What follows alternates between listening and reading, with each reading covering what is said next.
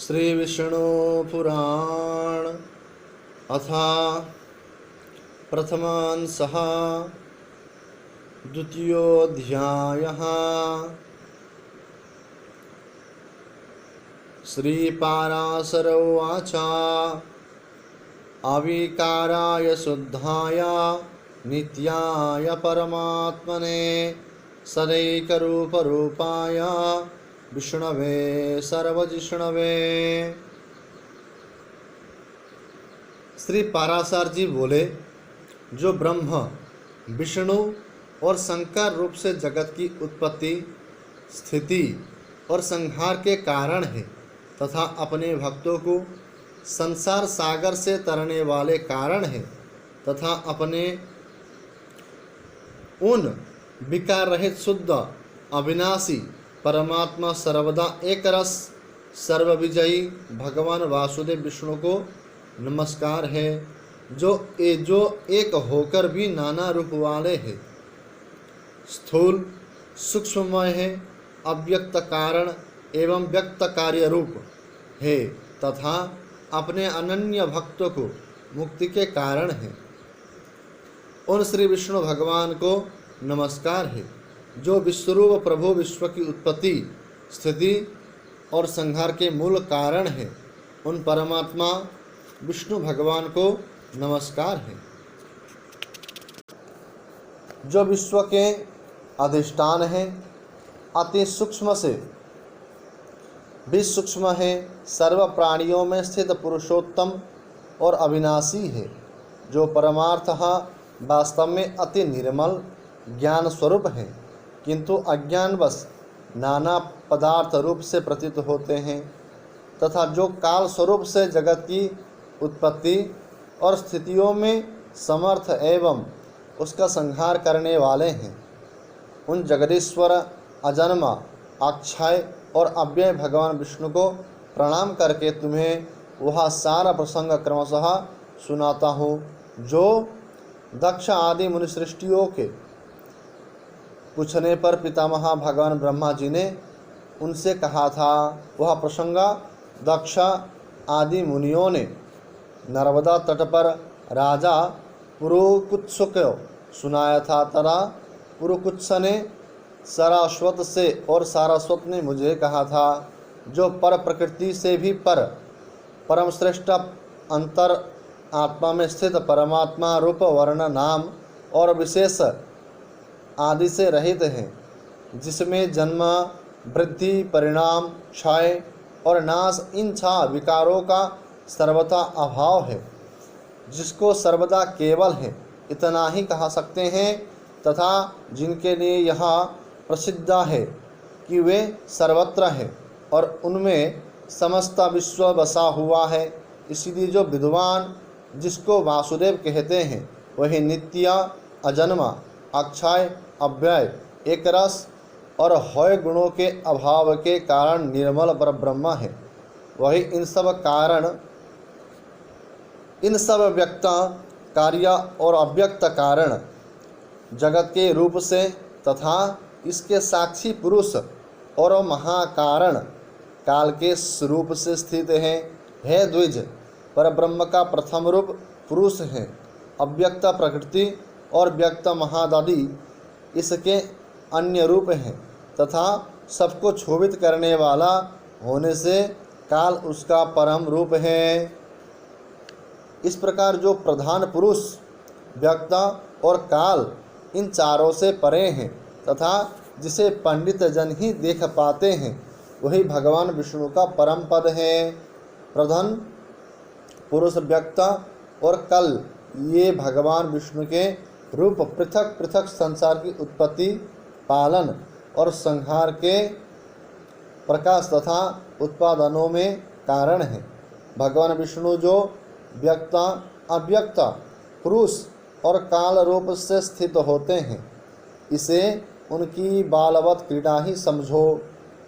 उनमें से अव्यक्त कारण को जो शद्रूप कारण शक्ति विशिष्ट और नित्य सदा एक रस है, श्रेष्ठ मुनिजन प्रधान तथा सूक्ष्म प्रकृति कहते हैं।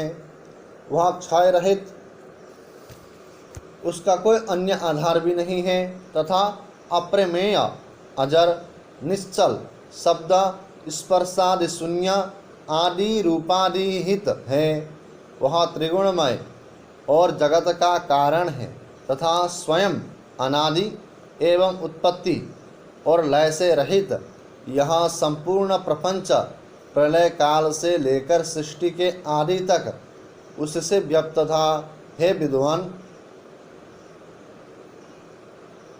श्रुति के मर्म को जानने वाला श्रुति परायण परम ब्रह्मवेत्ता महात्मगण इसी अर्थ को लक्ष्य करके प्रधान के प्रतिपादक इस निम्नलिखित श्लोक को कहते हैं। उस समय प्रलय काल में न दिन था, न रात्रि थी, न आकाश था, न पृथ्वी थी, न अंधकार था, न प्रकाश था, न इनके अतिरिक्त कुछ और ही थे। बस श्रोतादि इंद्रियों और बुद्धि आदि का अविषय एक प्रधान ब्रह्म और पुरुष ही था। हे विप्र, विष्णु के नाम उपाधिरहित स्वरूप से प्रधान और पुरुष ये दो रूप हुए। उसी विष्णु के जिस अन्य रूपों के द्वारा वे दोनों सृष्टि और प्रलय काल में संयुक्त और वियुक्त होते हैं, उस रूपांतर का ही नाम काल है। बीते हुए प्रलय काल में यह व्यक्त प्रपंच प्रकृति में लीन था, इसलिए प्रपंच के इस प्रलय को प्रकृत प्रलय कहते हैं। हे द्विज, काल रूप भगवान अनादि है, उनका अंत नहीं है, इसलिए इनका अंत नहीं है, इसलिए संसार की उत्पत्ति, स्थिति और प्रलय भी कभी नहीं रुकते, वे प्रवाह रूप से निरंतर होते रहते हैं। हे मैत्रेय, प्रलय काल में प्रधान प्रकृति के साम्यावस्था में स्थित हो जाने पर और पुरुष के प्रकृति के पृथक स्थित हो जाने पर विष्णु भगवान का कालरूप इन दोनों को धारण करने के लिए प्रवृत्त होता है। तदंतर सर्गकाल उपस्थित होने पर उन परब्रह्मा परमात्मा विश्वरूप सर्वव्यापी सर्वभूतेश्वर सर्वात्मा परमेश्वर ने अपनी इच्छा से विकारी प्रधान और अविकारी पुरुष में प्रविष्ट होकर उनको क्षोभित किया। जिस प्रकार क्रियाशील न होने पर भी गंध अपनी सन्निधि मात्रा से ही क्रियाशील न होने पर भी गंध अपनी संधि मात्रा से ही मन को क्षोभित कर देता है, उसी प्रकार परमेश्वर अपनी सन्निधि मात्र से ही प्रधान और पुरुष को प्रेरित करते हैं। हे ब्राह्मण, वह पुरुषोत्तम ही उनको क्षोभित करने वाला है और वे ही क्षुब्ध होते हैं तथा संकोच साम्य और विकास क्षोभ युक्ता प्रधान रूप से भी वही स्थित हैं। ब्रह्मादि समस्त ईश्वर वे विष्णु ही समस्त समिष्टि व्यष्टि रूप ब्रह्मादि जीव रूप तथा महातत्व से स्थित है। हे द्विज श्रेष्ठ, सर्ग काल के प्राप्त होने पर गुणों की साम्यावस्था रूप प्रधान जब विष्णु के क्षेत्रज्ञ रूप से अधिष्ठित हुआ तो उससे महातत्व की उत्पत्ति हुई। उत्पन्न हुए महान को प्रधान न तत्व ने आवृत्ति किया। महातत्व सात्विक, राजस और तामस भेद से 3 प्रकार के हैं, किंतु जिस प्रकार बीज छिलके से संभाव से ढका रहता है वैसे ही यहाँ त्रिविध महातत्व प्रधान तत्व से सब और व्याप्त हैं। फिर त्रिविध महातत्व से ही वैकारिक सात्विक राजस तामस भूतादि 3 प्रकार का अहंकार उत्पन्न हुआ। हे महामुने, वह त्रिगुणात्मक होने से भूत और इंद्रियां आदि का कारण है और प्रधान से जैसे महातत्व व्यक्त है वही ही महातत्व से वह अहंकार व्यक्त है। भूतादि नामक तामस अहंकार ने विकृत होकर शब्द तन्मात्रा और उससे शब्द गुण वाले आकाश की रचना की। उस भूतादि तामस अहंकार ने शब्द तन्मात्रा रूप आकाश को व्यक्त किया। फिर शब्द तन्मात्रा रूप आकाश ने विकृत होकर स्पर्श तन्मात्रा को रचा। उस स्पर्श तन्मात्रा से बलवान वायु हुआ, उसका गुण स्पर्श माना गया है। शब्द तन्मात्रा रूप आकाश ने स्पर्श तन्मात्रा से वायु को आवृत किया। फिर स्पर्श तन्मात्रा रूप वायु ने विकृत होकर रूप तन्मात्रा की सृष्टि की। रूप तन्मात्रा युक्त वायु से तेज उत्पन्न हुआ, उसका गुण रूप कहा जाता है। स्पर्श तन्मात्रा रूप वायु से रूप तन्मात्रा वाले तेज को आवृत किया। फिर रूप तन्मात्रामय तेज ने भी विकृत होकर रस गुण वाले जल हुआ। रस तन्मात्रा वाले जल को रूप तन्मात्रामय तेज ने आवृत किया। रस तन्मात्रा रूप जल ने विकार को प्राप्त होकर गंध तन्मात्रा की सृष्टि की। उससे पृथ्वी उत्पन्न हुई, जिसका गुण गंध माना जाता है। उन आकाश आदि भूतों में तन्मात्रा है, अर्थात केवल उनके गुण शब्दादि ही है, इसलिए वे तन्मात्रा गुण रूप ही कहे गए हैं। तन्मात्राओं में विशेष भाव नहीं है, इसलिए उनकी अविशेष संज्ञा है। वे अविशेष तन्मात्राएं शांत, घोर अथवा मूढ़ नहीं है, अर्थात उनका सुख दुख या मोह रूप से अनुभव नहीं हो सकता। इस प्रकार तामस अहंकार से यहाँ भूत तन्मात्र रूप सर्ग हुआ। 10 इंद्रियां तेजस अर्थात राजस अहंकार से और उनके अधिष्ठाता देवता वैकारिक अर्थात सात्विक अहंकार से उत्पन्न हुए कहे जाते हैं। इस प्रकार इंद्रियों के अधिष्ठाता 10 देवता, 11 मन वैकारिक सात्विक है। हे द्विज, त्वक, चक्षु, नासिका, जिह्वा और स्त्रोत, ये पांचों बुद्धि की सहायता से शब्दादि विषयों को ग्रहण करने वाले 5 ज्ञानेंद्रियां हैं।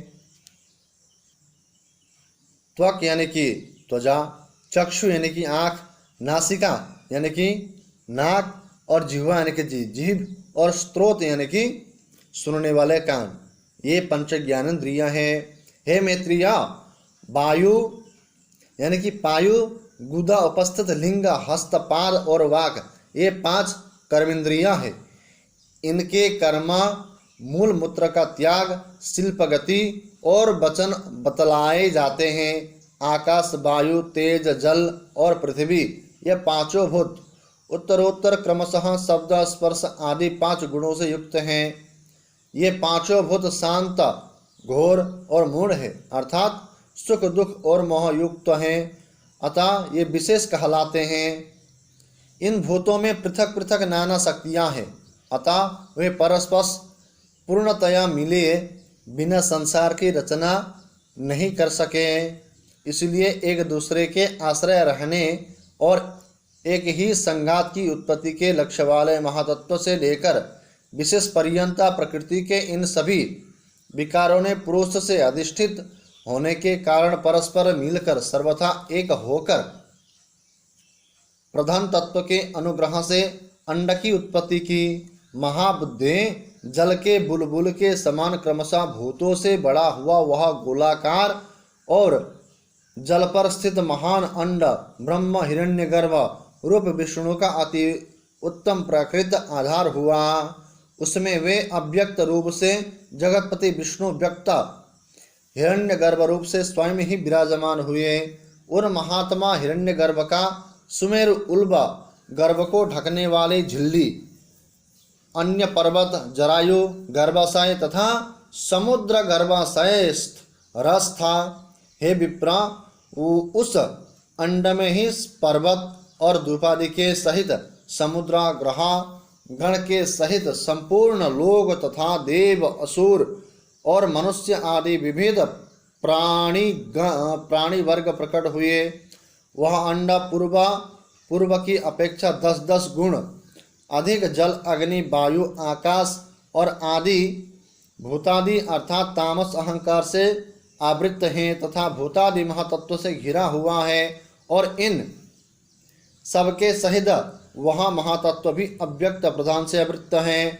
इस प्रकार जैसे नारियल के फल का भीतरी बीज बाहर से कितना ही छिलकों से ढका रहता है, वैसे ही यह अंडा इन 7 प्रकृत आवरणों से घिरा हुआ है। उसमें स्थित हुए स्वयं विश्वेश्वर भगवान विष्णु ब्रह्मा होकर रजोगुण का आश्रय लेकर इस संसार की रचना में प्रवृत्त होते हैं तथा रचना हो जाने पर सत्वगुण विशिष्ट आतुल पराक्रमी भगवान विष्णु उसका कल्पांतर यंत योग योग में पालन करते हैं। हे मैत्रेय, फिर कल्प का अंत होने पर अति दारुण तमा प्रधान रुद्र रूप धारण कर वे जनार्दन विष्णु ही समस्त भूतों का भक्षण कर लेते हैं। इस प्रकार समस्त भूतों का भक्षण कर संसार को जलमय करके वे परमेश्वर शेष शैया पर शयन करते हैं। जगने पर ब्रह्मा रूप होकर वे फिर जगत की रचना करते हैं। वह एक ही भगवान जनार्दन जगत की सृष्टि स्थिति और संहार के लिए ब्रह्मा विष्णु और शिव आदि इन 3 संज्ञाओं के धारण करते हैं।